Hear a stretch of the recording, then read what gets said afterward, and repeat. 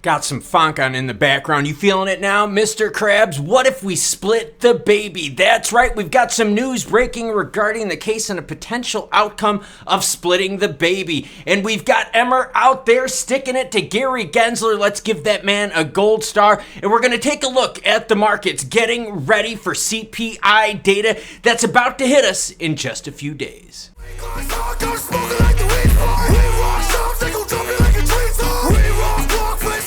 I just got done with my workout, so now let's take you to the crypto news. Nothing like a little bit of funk to get you going through the day. Bitcoin sitting at 28,078, ETH 1870, XRP, one of the highlights of the show, sitting at 51 even of 0.5% last 24 hours. XLM sitting at 10.5. We're going to be talking about both today. Let's get right into what's going on. New XRPL trending on Twitter. Anything else? We got a little Satoshi action as well as Saylor. No, I do not want to talk about Michael Saylor. Sudden twist and Ripple versus SEC case. Yep, let's just get right into it and just forget just the tip, right? Forget your marching band in her pants. Let's just get right into it. Here's what happened. All right, so something came out, and you're going to hear this thing called split the baby, okay? And first, we're going to show this phrase. Here, the SEC's own expert concedes that from mid-2018 onward, Bitcoin and Ether returns can explain as much as almost 90% of returns.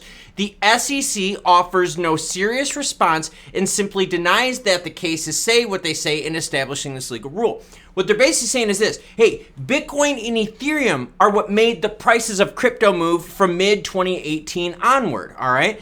Saying that, hey, look, that action is so strong. It wasn't the investors. It wasn't the hope of, yeah, we're going to be rich or anything like that, because that would have propelled it anyways. But Bitcoin and Ethereum are responsible for XRP's success price action-wise, saying about 90% of it. Interestingly enough, so split the baby refers to everything before that 2018 point. They would say, you know what? We're going to call that an unregistered security. After that, well, hey, not have to worry about it because Bitcoin and Ethereum are responsible for it. There's no contract, blah, blah, blah, blah. Mechanism price-wise that's making it go up isn't it.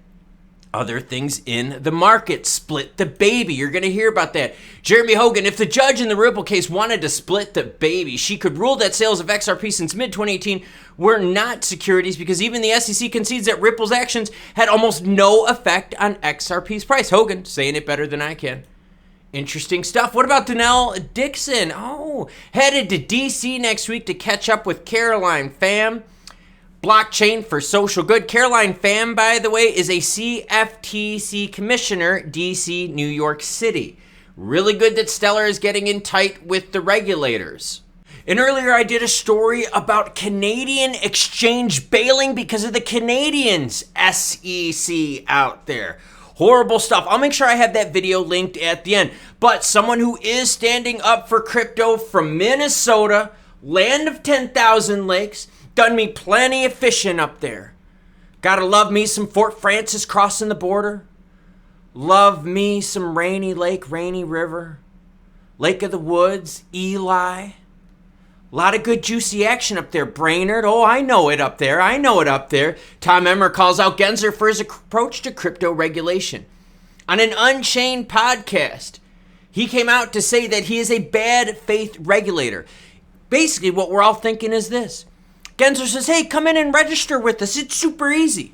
That's just a baiting move to get you to come in so he has all your documents so he could go after you so he doesn't have to do the work. Emmer sticking up for crypto every chance he gets. Wish there were more like him out there. Now, I picked these specific stories for a reason. You got XRP action. You're always in the news, always popping. The court case, this and that, split the baby. I mean, every little thing that breaks on XRP, newsworthy, right? You got Stellar and XLM out there. All right, cool. Denelle Dixon talking with Pham. That's good stuff. There's nothing wrong with that. It's not an official talk. It's like a podcast type thing done in New York. Cool setup, by the way. If you're there, check it out. I'll have all that linked in the description below. But you're not seeing much news out of the Stellar camp. You're also not seeing as big a price pops out of the Stellar camp as you are out of the XRP camp. Well, what does it mean? Well, it's pretty obvious. Just XRP just simply has a bigger community that just pushes that news all the way around. Yeah, Stellar does have a decent sized community, but they're not in the news as much. Just kind of pay attention to that. So that's why I wanted to show those things today. Everyone, let's get ready to have some fun on Easter. Now, earlier I mentioned that the Canadian SEC out there is trying to show up Gary Gensler and forcing an exchange out. Well, they were actually successful because an exchange just announced that they are bailing out of Canada. That's found in this video right here. If you want to learn about what I do outside of crypto, check out this channel right here.